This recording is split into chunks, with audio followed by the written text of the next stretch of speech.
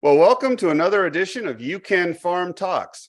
This is a video podcast where we're talking to people from the agriculture industry about topics that are important and relevant for new and beginning farmers and ranchers. These live online video podcast conversations last about 20 to 30 minutes. We ask our guests to share something about their story as it relates to getting started in agriculture and one thing that they think anyone getting started in agriculture should know. For those of you who are tuning into this event live, we'll be doing a brief Q&A after our initial conversation. So please submit your questions into the chat window at the bottom, and I'll ask a couple of those at the end. All of these shows are recorded and they'll be posted online. We'll respond to additional questions that we don't get to live in the online discussion in an online discussion forum that you'll find there. So with that said, let me introduce our guest for today. Our guest today is Keith Kennedy. Keith is owner and manager of Agrimind, which provides executive director services to the Wyoming Ag-Business Association and the Wyoming Wheat Marketing Commission. Through Agrimind, Keith also works as a lobbyist in the Wyoming legislature, where he represents the interests of these and several other Wyoming agricultural groups. Those include the wheat growers, Crop Improvement Association, Association of Conservation Districts. In addition to that, Keith also conducts risk management education for the USDA's Risk Management Agency. Keith grew up on an irrigated and dryland cow-calf operation near Pierce in northeastern Colorado, where he operated the family farm for several years and still remains involved in managing it today. He also purchased an industrial spraying operation in 1995, and he operated that for several years. In addition, Keith earned degrees in agriculture and ag business from Northeastern Junior College and the University of Wyoming, and a master's in agricultural business from Kansas State University. Keith lives in Laramie, Wyoming with his wife, Jean, and when he's relaxing, they keep a large garden, brew beer, and tend to their menagerie. And Keith, I think I also saw a picture on Twitter recently of you in Washington, D.C. with Senator Loomis representing Wyoming wheat growers. So you've been a pretty busy guy. Welcome to You Can Farm Talks. Thanks, Cole. Glad to be here with you this evening. Yeah, well, it's good to have you. So I guess jumping in, Keith, you've done a lot. You've done quite a few things throughout your career. You've been involved in agriculture in a lot of different ways, from the farm and ranch to the classroom to all the way to the legislature. You've owned businesses. You've been an educator. So I was hoping, like we usually do, let's start with you telling us a little bit more about your story as it relates to getting involved and staying involved in agriculture, hitting on some of the challenges you faced along the way and how you overcame the hurdles. So tell us a little bit about you, Keith. Well, I moved back to the family farm after I got through junior college, and I was convinced that I was there to make my fortune in 1980. And for those that are a little bit too young to remember how much fun the 80s were, we were looking at interest rates on operating notes that were 17 to 19%. I actually have one that I kept back when I closed out my dad's estate, 19% interest rate on an operating one. And a long time. Yeah. And in hindsight, that was kind of the end of a fairly profitable time for most of agriculture. And then we went through the farm crisis of the 80s. In 86, we were very close to closing down our operation. And some of the ground that we owned was sold to a suburb of Denver for water rights. We continued to farm that. And I was full-time on the farm through the mid-90s. But in the meantime, I started a custom farming business as well. I planted a lot of dryland to CRP in northeastern Colorado, and that's also when I started to do some custom spraying. And through another business venture that we joined, we also did some custom work with a neighbor, and one of his acquaintances was looking to find someone to purchase his industrial spraying business. in the mid-90s. At first, I rejected that idea kind of out of hand. I really wanted to stay full-time on the farm and knew that that would take me away from being able to be there for day-to-day operations on the farm. It was just happenstance that his idea to move back to England to the farm fell through for a year. And then after I had a year to think about it, why it made a lot more sense. I actually did that for 10 years. And in the meantime, that's when I went back to school. Fairly obviously in Wyoming, we didn't do a lot of spraying work during the winter months. And so that gave me an opportunity in the early 2000s to go back and get my bachelor's degree.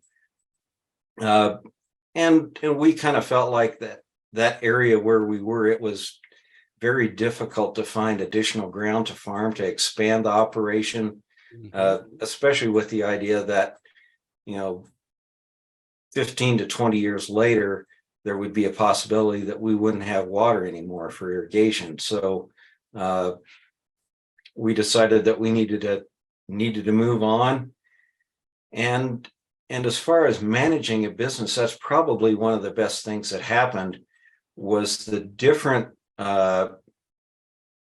financial reporting responsibilities that having a business that's not directly considered agriculture presented. And one of those that I mentioned to you earlier when we discussed this was I had to provide financial statements every quarter, both to the bank and to our main supplier. They wanted to know that I would still be able to meet my obligations as we went along. And that was kind of eye-opening after being in a farm loan situation where it's really just once a year reporting and can I visit with the banker?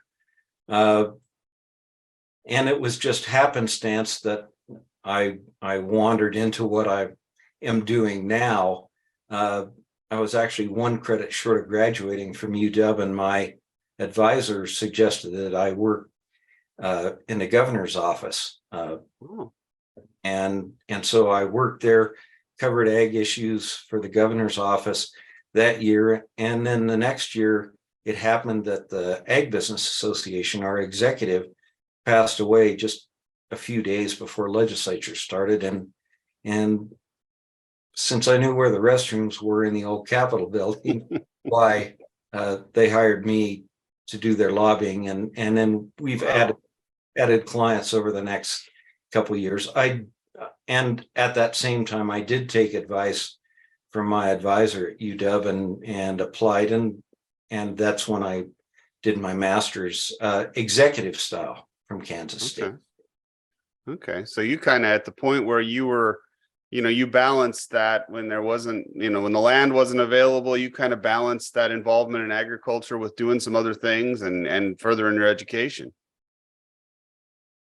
And looking back, diversifying that way, and we see that with a lot of folks that are successful now. You have some sort of off-farm income to help support, especially when we look at things like health insurance, for one thing. It seems to be really big, that you really need to think about how expensive that can be, or what a burden that is if it's solely supported by your ag operation.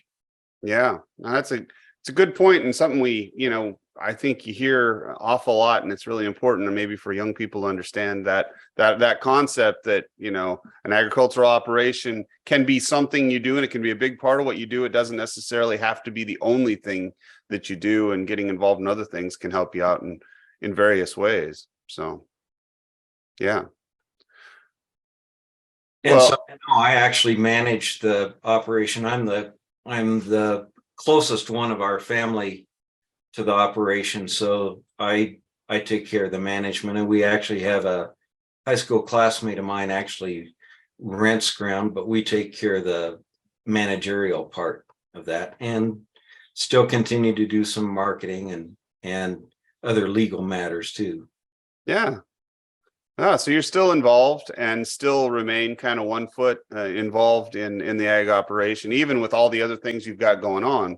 So, so why don't we, that's a great, thanks for sharing. That's a great story. Why don't we, of your background, why don't we move on to thinking about, the main purpose what we usually do of these video podcasts is kind of asking our guests to share, we call it one thing that they think new and beginning farmers need to know, or maybe it's just to keep in mind or be thinking about, or maybe they need to do as they get ready to take on that challenge of starting an agricultural operation. They're kind of our target, and we trying to figure out what's that one thing. And I know you and I talked about, as you mentioned, about this a little bit beforehand, and I know you have some really good thoughts about the importance of what you called finances and flexibility. So Keith, tell us a little bit about your one thing for today.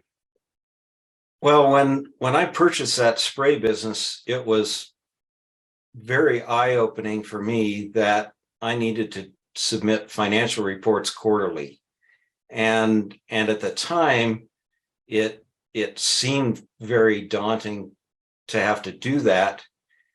But now looking back, and given where financial software is, it's actually pretty straightforward and a good personal discipline to be able to do that.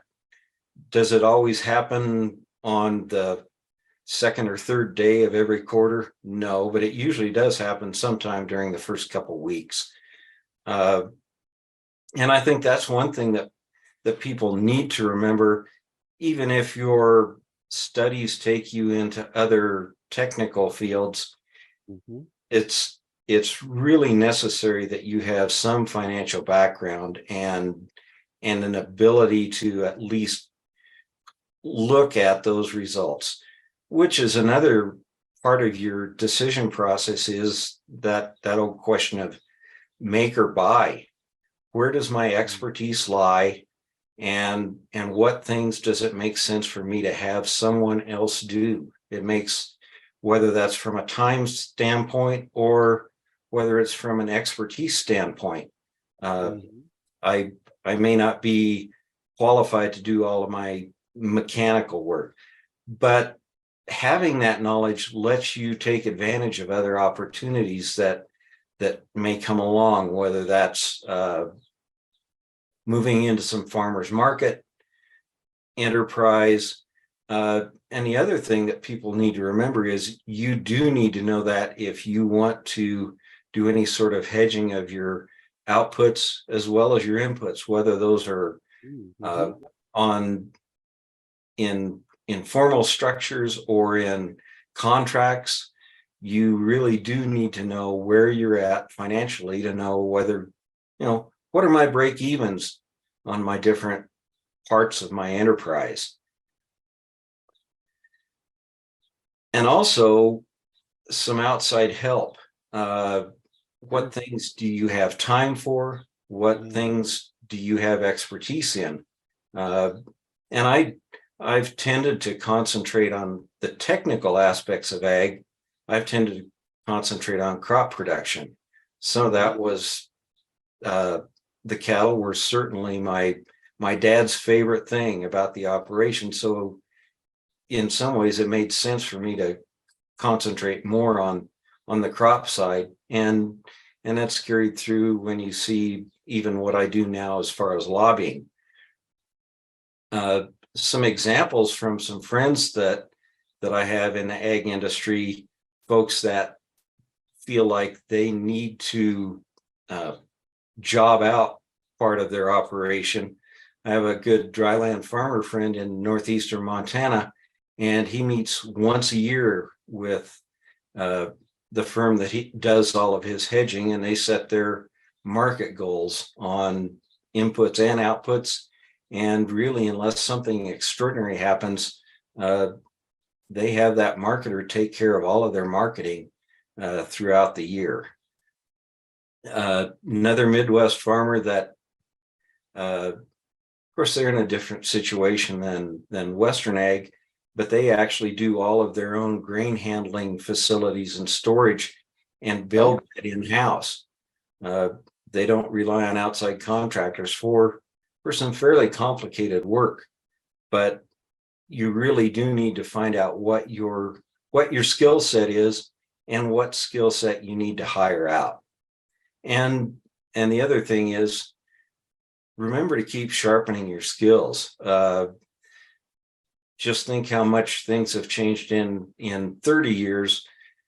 The last few years that I was full-time on the farm, we actually had a DTN terminal in place so that we could track markets, which now I can do from the device I'm talking to you on. I don't need to have that terminal anymore, but look for those innovations. The last thing is to develop a set of friends, advisors, mentors to help you along. One of the other things that happened when I bought the spray business was I actually went to work for a friend that had a auto parts and hardware store, and that was the first time in my life that I had ever worked any sort of retail and got that perspective as well. Yeah. So it sounds to me like you're saying that there's actually a lot more to running a farm and ranch business than just farming and ranching. Shocking. And you've given a lot of good ideas about how to approach that whole process and the other parts of that. Yeah, and what to do and how to evaluate and understand and how to address all those other things that you have to do. Yeah, that's I mean, those are obviously pretty clearly important. Things about things like financial statements. So you would recommend to people that it's worth the effort to create all those records. I hear from a lot of people that the record keeping can be really onerous, right? It can be difficult to do all that record keeping to do those and prepare those financial statements. But I think you're saying you found there's enough value to do that. Well, one, there's enough value to do it, but with so much of the accounting software that's out there now, once you've gone through that initial step to set everything up, you can generate those reports in moments, provided you just keep up on your day-to-day things that you do as you pay bills and create invoices and those sort of things. Why the hardest part is the initial setup. That's really what takes more time, and it doesn't have to happen all at once, but it's difficult for some people that seem technically challenged to just play around. And I think, especially with folks that are a little bit younger in the tooth than I am, it's actually easier to feel like you can play around on software and yeah, you can make mistakes, but keep backups and don't be afraid to make mistakes. The same as the rest of life. Yeah, it's good advice. And yeah, like you say, for a younger group, which, a lot of people, not everyone, but some people getting involved in agriculture tend to be younger. And, that can be an advantage. There are ways in which willing to try new ways of doing things, but also, the importance of that stuff and being able to do that. So, well, I have a couple questions. Got a couple questions that I was going to ask you if you from that have come in. Here's one. Do you think it's valuable to go get, I'll rephrase, to get a degree? If I'm planning to just own and operate a farm, do you think it's still valuable to go and spend that time and get that degree, a degree in agriculture, for example? You've got a couple degrees. Do you think that's a good trade-off? You mentioned a couple things that suggest how it's helped you. But what would you say to people who are trying to decide whether to go to college or just spend that time on the farm? I do really think that you need to have some background. I wouldn't necessarily, even though in my own mind, I personally probably should have stuck around and finished up my bachelor's, listened to that fellow the first time, it would have given me some better opportunities for some off-farm employment when things were kind of tough, which is, as a hedge, I don't think that's a bad idea to go ahead and have a 4-year degree. A lot of the folks that I initially went to school with ended up being ag bankers, just because of that focus. But if nothing else, to really be able to use some of the technology and an overview to find out where your skill set is probably part of the most valuable part of that, is because as you get a little deeper into this, you'll find out what you enjoy and what you're good at too. Yeah. Well, and it helps, I guess, as you mentioned, that there are different things that you can do for yourself and others that you need to bring people in, but maybe on both fronts, it helps you understand a little bit about how to approach that. Yeah. Well, let me ask. So another one, I don't know if this is right in line, but somebody was asking, how do you balance owning and operating? So you're off farm work, and then you, as you mentioned, managing the farm. How do you balance those two things? Are there any advice you can give to someone who's trying to decide? This off farm income is definitely something that comes up a lot, and you've mentioned the importance of it. And I think it's important for people to understand, how do you balance and juggle those things? I think one of the easier things now, even compared to when I started on my current employment, is technology. The fact that I can accomplish so much online in an hour or two in the evening or early in the morning before my other responsibilities take me away. I actually ordered fuel for the farm while I was on that visit in DC in late January. Text our tenant, hey, how much heating oil is left, and don't be afraid to really jump in and use the technology. And I think you really have to have a high-speed internet connection to juggle those things now.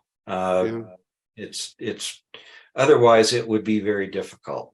And I know that's not always easy in rural areas, but I think it's something that if you're going to take that step, that's something that you just have to do. Yeah. Well, and it's a good point. That technology facilitates that you can do a lot of different things, and maybe it's something you went to get that degree for, and maybe there's another opened up something where a technology-based job that you can do. And like you say, if you've got a high-speed internet connection, you have a lot of ability to do both. That makes a lot of sense. Well, I think that's great. Maybe I just ask one more, just because I have it out here and I like to ask.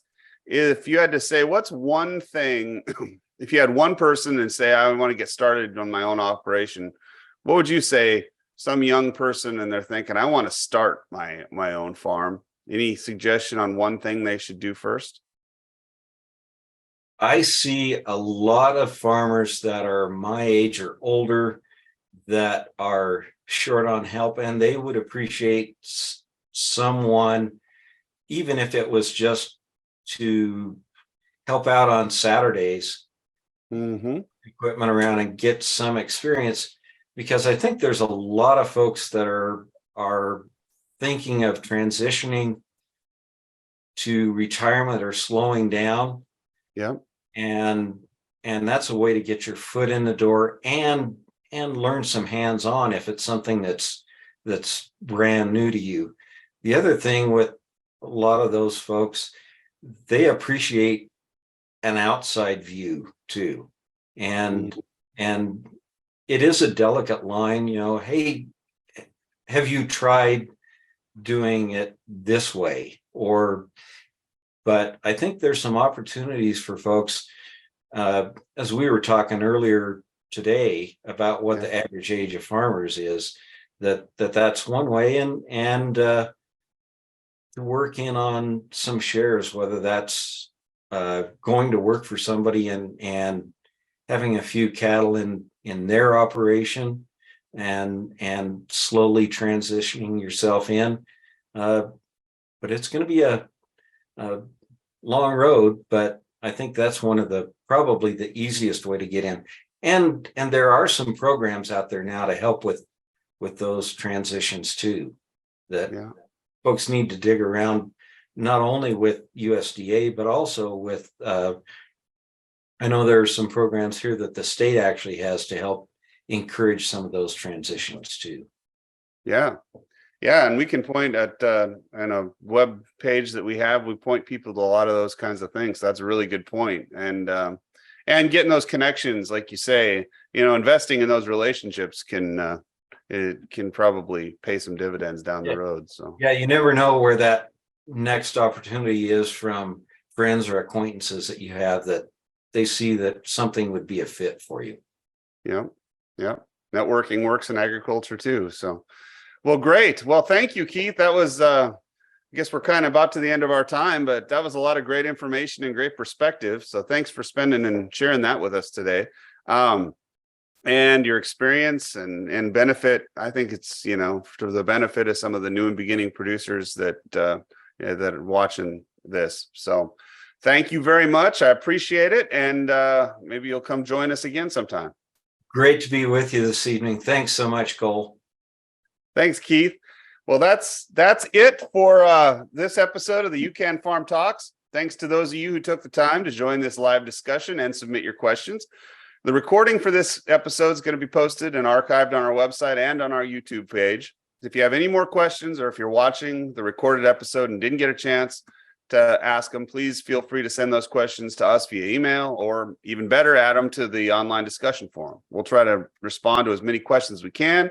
I think Keith would probably be willing to respond to any questions if we get online. Stay tuned also for information about the next UCAN Farm Talks conversation. We'll be sharing details about who our next guest will be online, and when the episode will be taking place. Check back to the website and the Facebook page. Funding for this program has been provided by USDA NIFA BFRDP program. We'd also like to thank Custom Ag Solutions, Right Risk, and especially our partners at the University of Wyoming Extension. With all of that, thank you for listening to UCAN Farm Talks.